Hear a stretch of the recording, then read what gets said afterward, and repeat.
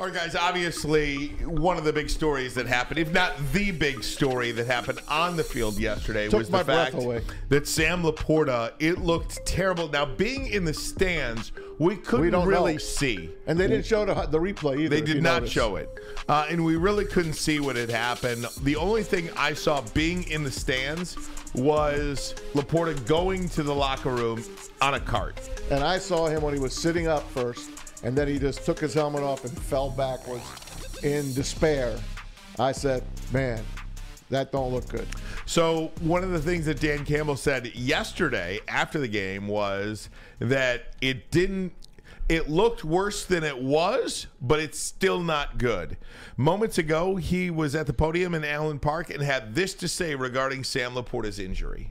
No, I think we'll be all right. You know, I mean, look, I know Brad's got his eyes open. You know, he's constantly looking to see if there's somewhere that'll help us. But look, Laporta's got an outside shot now, so we'll see. We'll know a lot in 48 hours. We're gonna know a lot with him, but he's got an outside shot. I think Leaf's kind of in that boat, maybe a little bit farther away than Laporta. But it's very much, we're talking in days, not weeks, I think, here, which is a good thing. Brock is doing much better. J-Mo's doing much better. So we're in a pretty good spot right now. Oh, that feels good. Look, that would be incredible if he could play this week, Maz. Now, I don't know if that's just coach speak or not, because Sam Laporta is this team's #1 target in the red zone. No doubt. Everything this team does when they get inside the 20 revolves around where Sam Laporta is on the field. This is a major blow if the Lions do not have Sam Laporta specifically in that red zone. However, if they can somehow find a way to get past the LA Rams without him, it doesn't look like he'll be that much, he'll miss that much time. Yeah, he's talking days, which is great. Yeah. Days instead of weeks. Man, that sounded great to me. And, you know, you can read this guy's body language pretty much. I believe what he's saying. I don't think it's coach speak. But you know what? How easy it is for the Rams to get ready for this Lions team without Sam Laporta. It's a lot easier. And that he's saying, you know, Brad's checking everything out. We know what he's looking at. Zach Ertz is out there. Everyone, right away, they said Zach Ertz is there. He's been waiting. He got his release about a month ago from the Cardinals, and he's been waiting for the right spot. Not sure if he's 100% healthy. Otherwise, maybe he would have signed with someone already. But he is out there in case you need an all-pro, former all-pro guy in your locker room, maybe to help out. I don't think that would be a bad signing at all as a stopgap, just in case. But he said Brock Wright's been out for a while, and he's feeling good. I believe him. J-Mo? Hey, if there's no tight end standout, to have J-Mo back at 100%, guess what? It's time to unwrap the present. Can I say this, too, about the tight end position? If it wasn't for James Mitchell's catch yesterday in a big spot on a third down, I believe it was third down, to keep the chains going, there is no telling what would have happened yesterday on the field. I mean, maybe Minnesota gets the ball back and they lose that game. Not that it matters, perhaps. It did in the long run. But I'll tell you this, James Mitchell had a really good day yesterday. And I'm not saying he's Sam Laporta. Nobody is. In fact, Sam Laporta finished his rookie season with 85 catches, 889 yards, and 10 touchdowns. That establishes a new single-season record for receptions by a tight end. With 85 receptions, #1 in NFL history, passes Keith Jackson in 1981 with 81 receptions. Eagles. His 10 touchdowns ties Rob Gronkowski, for the second most touchdown receptions by a rookie tight end in NFL history. What this guy was able to do, Maz, this season was something we have never seen before in NFL history. How does he get so open? Did you see the first touchdown was in the end zone where you and I were sitting in? He is wide open. This guy, how do you not cover him? He's that good a football player to get that open. And it's a great, obviously, great play design by Ben Johnson.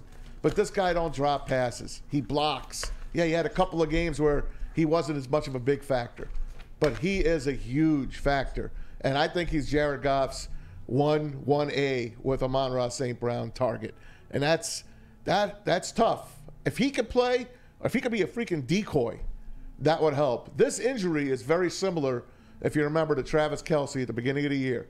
And he got hurt a few days prior. I think it was practice. like the Thursday of the Wednesday or Thursday. It was the Tuesday of a Thursday game, I think it was. Yeah, it was in a practice. Yeah. And he got hurt, and it was a hyperextended knee with a bone bruise. Dr. David Chow right away said, oh, that's at least a 2-week injury. And he did not play against the Lions.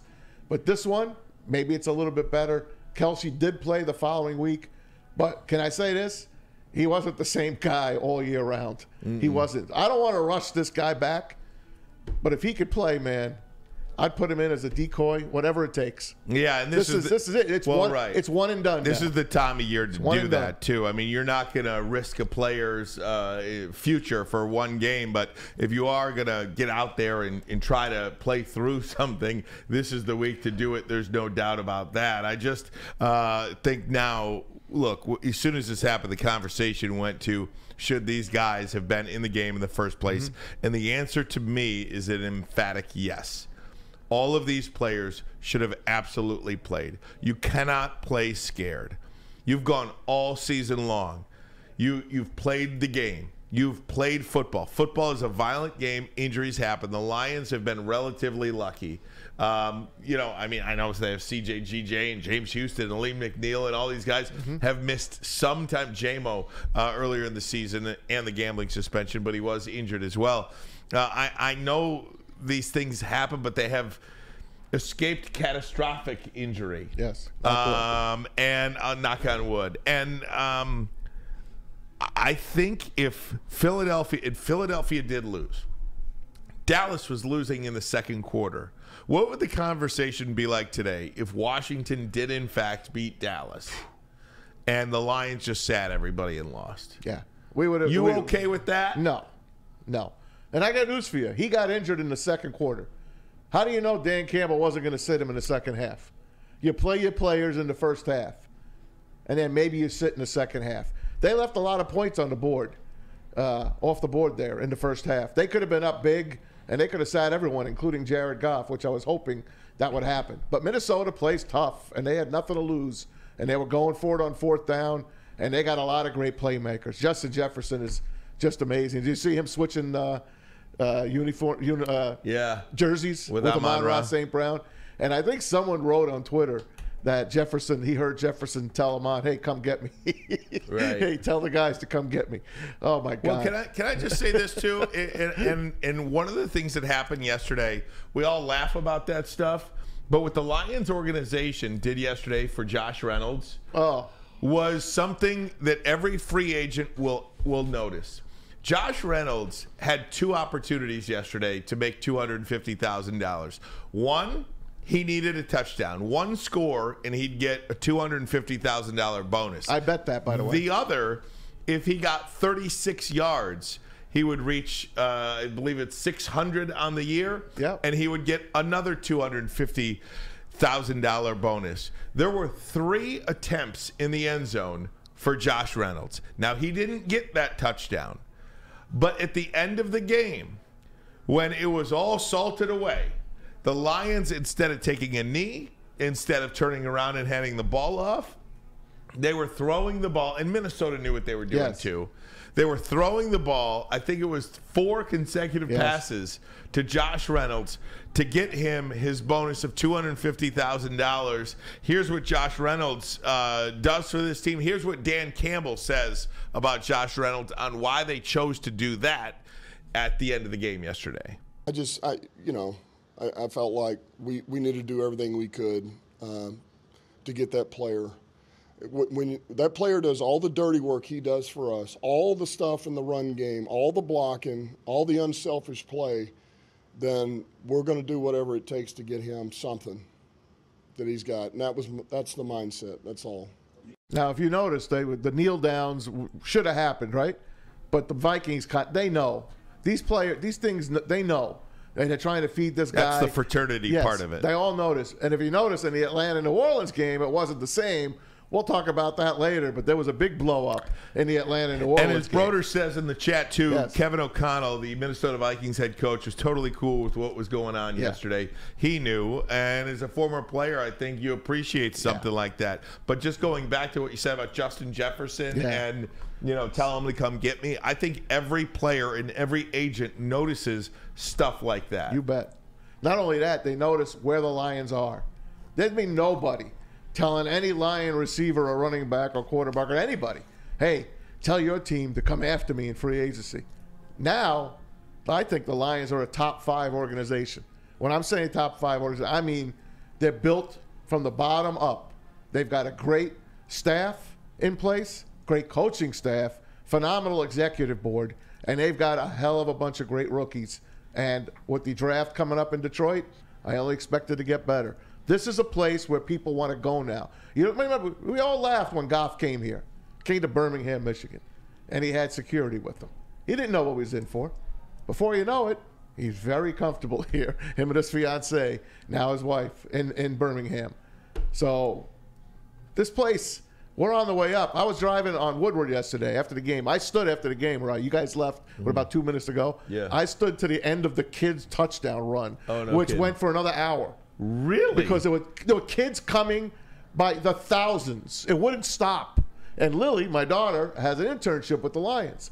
And I said, we'll wait for you, honey. She's like, no, I'll go home with my friends. I'm like, no, we'll wait. How long could it be? And I just kept waiting and waiting. And you keep seeing more kids coming down the concourse and No the touchdown kidding. run. And, of course, the PA guy is still there talking to everyone, doing a great job. His name is Chris Freaching. Great job on the mic, by the way, for him. The Lion PA guy is great. The kid, Anthony Bellino, that does the on-field stuff, great. This team used to be a joke. This team is like a Vegas show now. It really is. I'm very happy going to Ford Field. I used to tear it to shreds. Can't get Wi-Fi. The sound sucked. The TVs look like they're analog. Now it's beautiful again. And it's the Silver Dome for me. It is a home field advantage. No team wants to come in here. Wait till you hear next Sunday night. They're not going to hear one damn thing, Stafford and his boys. They're not going to hear nothing.